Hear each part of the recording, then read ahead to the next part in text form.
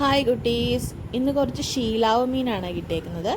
ആദ്യം തന്നെ പണിയായുധങ്ങളെല്ലാം നല്ല രീതിയിൽ മൂർച്ചയാക്കി വെച്ചിട്ടുണ്ട്. പിന്നെ ഈ മീനെല്ലാം നല്ല രീതിയിൽ കട്ട് ചെയ്തെടുക്കുന്നുണ്ട്. ഞാൻ വിചാരിച്ചത് ഇന്ന് തേങ്ങയും മുളകും അരച്ചൊരു കറി വെച്ചിട്ട് ബാക്കി മീൻ ഫ്രൈ ചെയ്യാമെന്നാണ്. പക്ഷേ ഇവിടെ മീൻ കറിക്ക് വലിയ ചിലവില്ലാത്തതുകൊണ്ട് തന്നെ പിന്നെ പ്ലാൻ മാറ്റി മൊത്തം മീനും പൊരിച്ചെടുക്കാമെന്ന് വിചാരിച്ചു. അങ്ങനെ മീനെല്ലാം വെട്ടി ക്ലീൻ ചെയ്ത് വെച്ചിട്ടുണ്ട്. പിന്നെ ഈ ക്ലീൻ ചെയ്ത പാത്രങ്ങളും കത്രികയും കത്തിയും എല്ലാം കൂടി നന്നായിട്ടൊന്ന് കഴുകി അതും സെറ്റാക്കി മാറ്റി വെച്ചിട്ടുണ്ട്.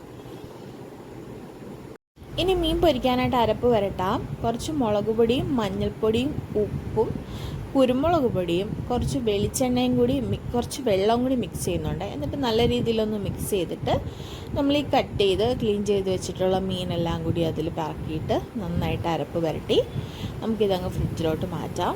പിന്നെ ഞാൻ അവിയൽ വെക്കാൻ വേണ്ടിയിട്ട് ഉദ്ദേശിച്ചിട്ടുണ്ട്. അവിയൽ ഞാൻ സാധാരണ കുക്കറിലാണ് വെക്കുന്നത്. പച്ചക്കറി എല്ലാം കൂടി കട്ട് ചെയ്ത് കുക്കറിലേക്ക് ഇട്ടിട്ട് തേങ്ങയുടെ അരപ്പും ഇതിൽ ചേർത്ത് കുറച്ച് വെള്ളം കൂടി ഒഴിച്ച് ഇട്ടിട്ട് ഒരു വിസിൽ, ഫുൾ ഫ്ലെയിമിൽ ഒരൊറ്റ വിസിലടിച്ച് കഴിഞ്ഞാൽ തന്നെ പച്ചക്കറിയൊക്കെ നല്ല രീതിയിൽ അങ്ങ് വെന്ത് കിട്ടും.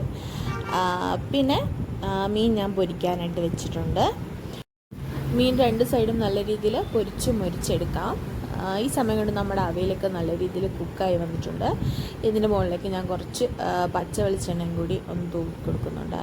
ഇനി നമുക്ക് ചോറ് വിളമ്പാം.